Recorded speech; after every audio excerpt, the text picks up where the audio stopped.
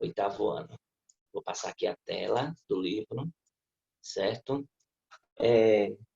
Fazer fazer um breve resumo da aula passada, aliás, para a gente começar, viu? Então,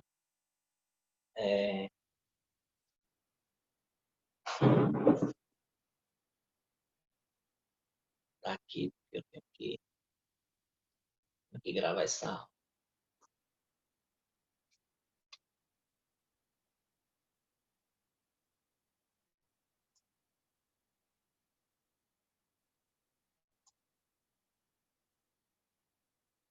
Aí, olha, na página 170 é a continuação do que a gente viu na aula passada, certo? E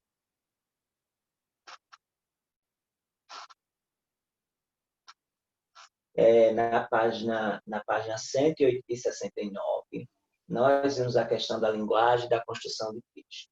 Esse fala sobre dados numéricos, sobre marcadores gráficos, sobre as aspas, e aí a gente vai entrar nessa questão aqui de ser linguagem mais objetiva e mais subjetiva.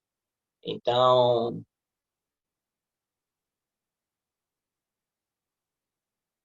aí nós temos aqui... Bom dia, Ron. Eita, eu acho que eu estou no coisa errada. Bom dia, Ron. Bom dia, Rony. Estou dando aula no outro canal. Eita, eu estava no link errado. Ai, peraí, gente.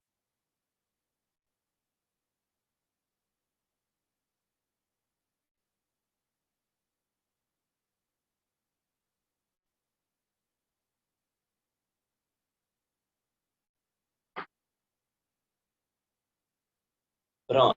Então, como eu disse a vocês, a gente está numa linguagem mais subjetiva e mais objetiva. Objetividade e subjetividade. O que é objetividade e subjetividade? É quando você coloca a sua opinião. Quando você coloca a sua opinião, aí você vai pegar, ver... quando a pessoa coloca a sua opinião, pessoal, a gente vai observar que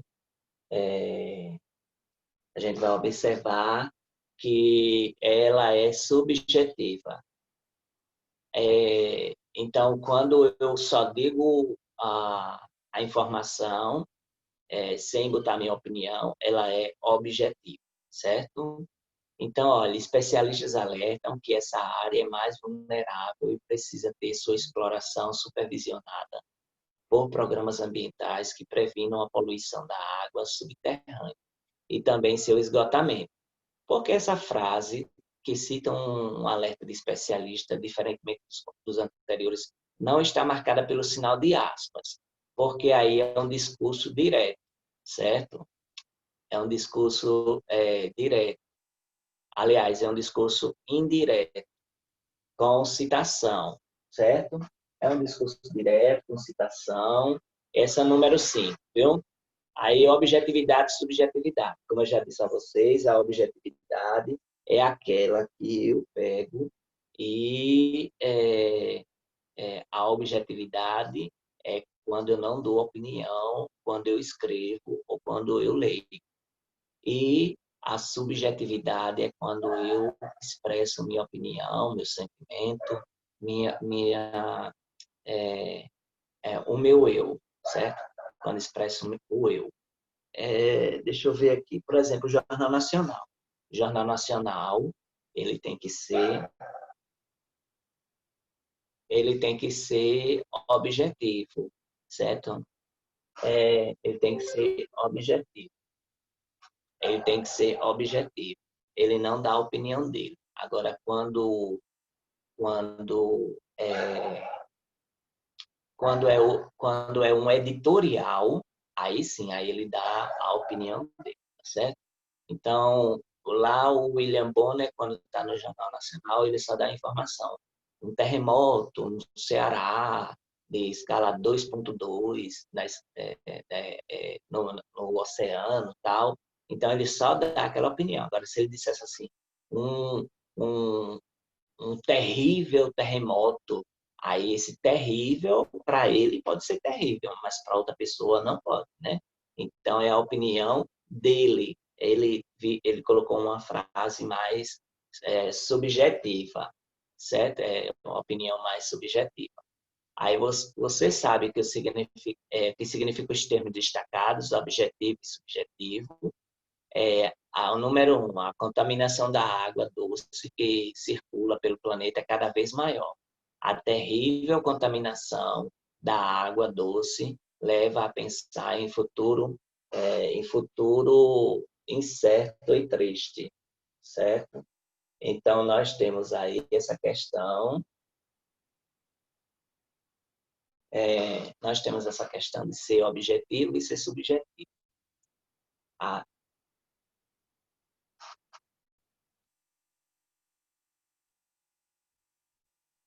é demográfico, viu? Então deixa eu voltar.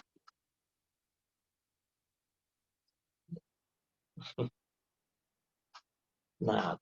Aí, olha, no exemplo, uma frase não está não expressa a opinião da pessoa que fala. Ela diz respeito ao mundo interior, ao que pode ser observado, comprovado.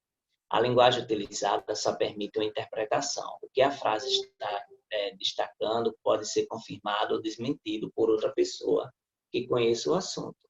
Dizemos então que a frase 1 é objetiva. Na frase 2, a frase expressa a impressão causada pela contaminação da água no sujeito que emite sua opinião. Esse sujeito revela um sentimento, um ponto de vista que não pode ser comprovado por outro sujeito. Dizemos, portanto, que é uma frase subjetiva. Então, vamos ler essas frases aqui e vamos dizer se ela é subjetiva ou objetiva. Página 170, a questão 1. Leia a frase a seguir extraída do texto de divulgação científica lido e assinale a alternativa que é melhor corresponde a ela. Eles, os aquíferos, são grandes depósitos subterrâneos de água alimentados pela chuva, certo? Então, nós temos aí uma frase que ela pode ser subjetiva ou pode ser objetiva. Então, qual seria a resposta? Seria que ela é uma frase subjetiva, pois expressa a emoção e o sentimento de quem a produziu, ou ela é uma frase objetiva, pois expõe um fato sem, sem mencionar as impressões pessoais de quem a produziu. É a letra A ou letra B. Se fosse da prova, você marcaria a letra A ou letra B. João? Professor, eu marcaria a letra B. Muito bem, parabéns, acertou. É a letra B. Ela é uma frase objetiva. Aí agora vem a outro texto, certo? Com relação ao texto lido, trata-se de um texto objetivo ou subjetivo. No caso do texto lido lá sobre a água, sobre os aquíferos, nós sabemos que é um texto objetivo, o máximo possível objetivo, certo? Ok? Então, nós temos aqui, olha, o texto de divulgação científica tem a intenção de explicar e tornar claras para o leitor leigo, isto é, não especialista, as informações sobre determinado assunto científico. Por essa razão, ele é estruturado para ajudar o leitor a se apropriar dos conceitos e a compreender as explicações apresentadas. Então, vamos estudar essa construção. O título Águas Subterrâneas também estão em risco. Permite ao leitor prever qual é o assunto que prever qual vai ser o conteúdo do texto. Então, nós temos aí a letra A. Qual é o risco a que se refere o título? Né? Então, se as águas subterrâneas estão em risco de quê? né? Em risco de acabar. Aí você complementa aí, o 3A, certo?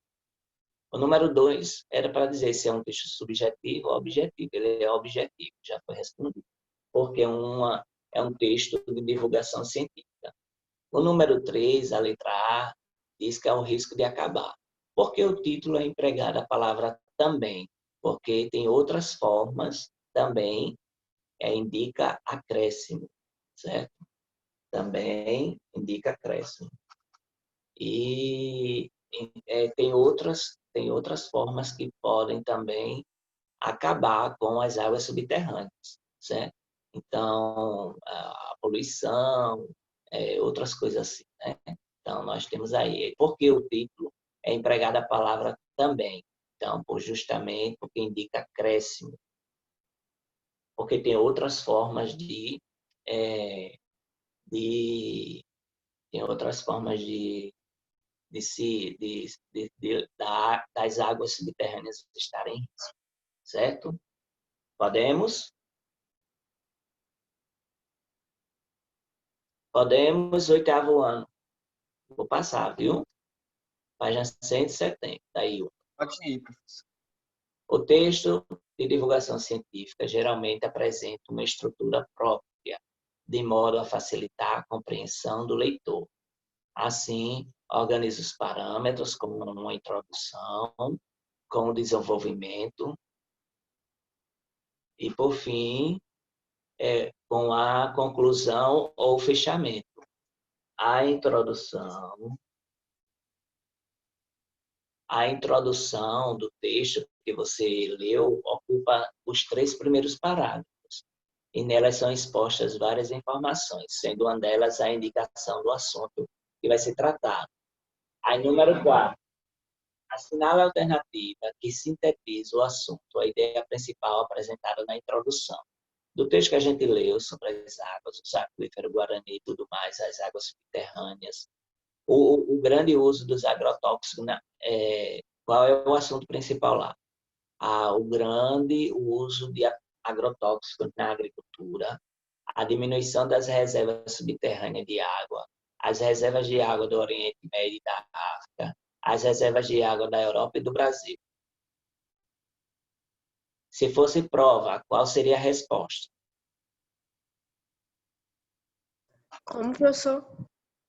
Se fosse uma prova, qual seria a resposta? Dá 4? Sim. Sim, dá 4. Tá, peraí. A. Fala sobre o uso de agrotóxico, o texto sobre as águas subterrâneas. Sim.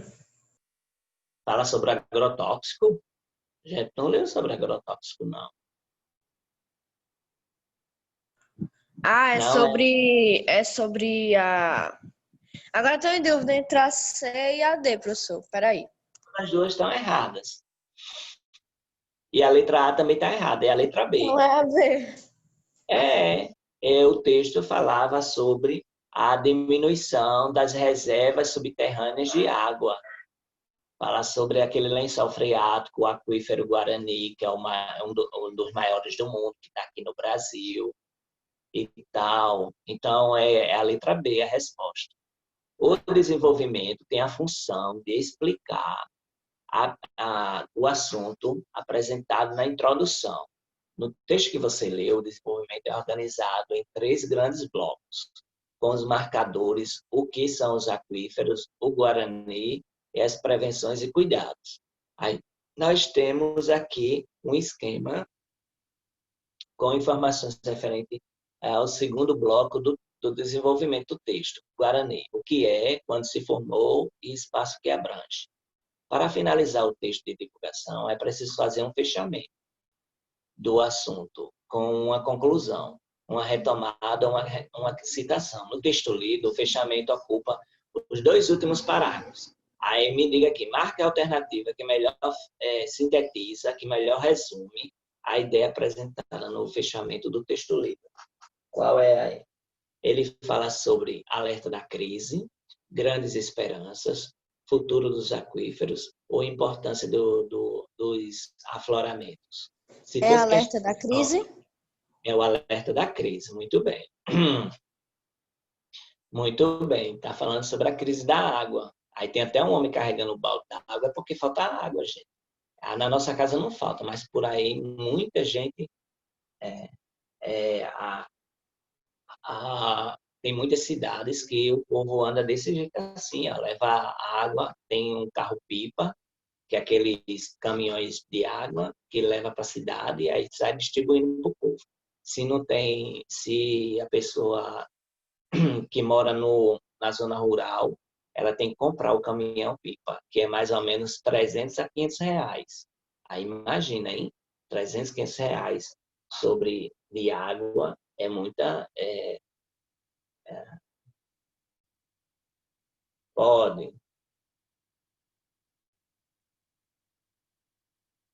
Arthur, lê aí. Tá. Aí nós temos aqui,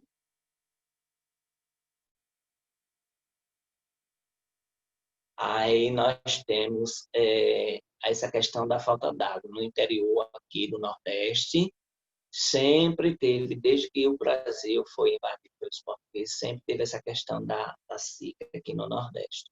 Aí o Dom Pedro II fez a ideia da transposição do São Francisco e o governo Lula pegou, né, e construiu a transposição do Rio São Francisco, que leva água. Campina Grande foi uns 4 anos que ela passou por um racionamento muito brabo de água, certo? Lá no interior, em Cajazeiras, a parte do canal ainda não está pronto, faz 5 anos que está parado. Aí tem aquela parte ali vai abastecer grandes cidades, certo? Ali do interior, porque eu conheço, né? Eu estudei sobre o assunto e eu também sou ambientalista, já fiz curso de ambientalista, certo? Aí nós temos essas questões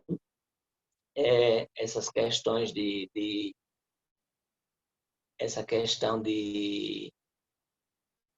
da gente pegar e ver como é que é a situação. Eu fui em Cajazeiras, numa família lá, e lá a família e lá eu vi a família sofrendo, o povo do sítio, né? Fui pro sítio, eu não fiquei na cidade muito, não. Eu conheci a cidade, mas não fiquei muito, não. Mas aí eu fui para o sítio. Então, a transposição do Rio São Francisco vai justamente estar ajudando o povo a não sofrer isso, porque enche uma barragem, ela esborra, vai para outra barragem, aí esborra e vai para outra barragem, esborra, até chegar na última barragem, né, e ir para o oceano, certo? Aí nós temos aí, nós temos aí essa questão de nós temos essa questão. Né? Continua, Arthur. Aí nós temos essa questão aí, viu, da transposição do Rio São Francisco, que é uma que tenta diminuir essa questão da água. Mas as águas que a gente tem, por exemplo, aí em Mangabeira, tinha vários rios em Mangabeira. Vocês sabiam que Mangabeira tinha rio? Tinha uns 3 a 4 rios aí em Mangabeira. Aí os rios agora tudo soterrado, não tem mais. Aí perto do INSC, perto do presídio, tinha rio aí, certo? Um rio manancial de água. Mas aí acabou, foi tudo, certo? Com a, com a urbanização, né? O rio terminou morrendo. Aí aquela reserva de água ali já era. Acabou. Ou quando não acaba, polui. A água podre com esgoto, certo? De água potável, que antigamente o povo lavava roupa nos rios. Só é perguntar aos avós de vocês como era a situação dos rios, né? Que as pessoas lavavam roupa, era tudo muito saudável. As pessoas iam para a beira do rio, levavam sabão, lavavam as roupas, Aí botava lá para parar, né? Para levar um solzinho, para ficar mais branquinha. Aí depois ela colocava, não tinha negócio em máquina de lavar, não, viu? Era tudo na munheca, viu? Aí as meninas e as mulheres levavam as trouxas de roupa na cabeça para lavar, porque justamente naquela época não tem, aí, aí não tinha água. Pessoal do nono ano, vou mandar o segundo link, viu? Vou mandar o segundo link. Aí nós temos essa questão essa questão de faltar água, certo? Essa falta de água atingiu todo mundo, todas as gerações, e agora está diminuindo. E a água que a gente tem, ela tá sendo poluída, ela está diminuindo. E você vê a questão da chuva, né? Antigamente dava trovão, relâmpago e tal, e hoje, com aquela chuva bem forte, hoje não dá mais não. Se você for observar, não dá mais aquela chuva forte não, certo? E justamente por quê? Porque essa questão da falta d'água, ela é um resultado da falta de chuva, da falta da preservação ambiental, da preservação das matas, da preservação dos rios e a questão da poluição, certo? Tem muita poluição e isso afeta o meio ambiente, ok? Então, eu vou encerrar aqui a aula e vou mandar o segundo link agora, viu? Tá certo? Pra gente continuar. Certo. Eu vou encerrar aqui para a gente continuar.